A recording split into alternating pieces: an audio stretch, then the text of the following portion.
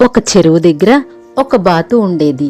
అది 4 గుడ్లు పెట్టింది. కొన్ని రోజుల తర్వాత చిక్ చిక్ చిక్ అని ఆ గుడ్లలో నుంచి బాతు పిల్లలు బయటికి వచ్చాయి. అందులో 3 బాతు పిల్లలు మాత్రం చాలా అందంగా క్యూట్ గా ఉండేది.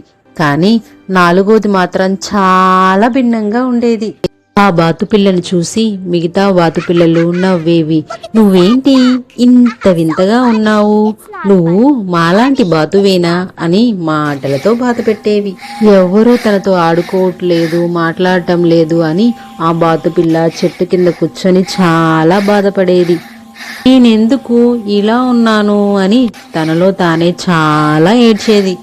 బాధతో ఆ బాతుపిల్ల అక్కడి నుంచి వెళ్ళిపోయింది. కాలం గడిచింది. చలికాలం ముగిసి వసంతకాలం వచ్చింది.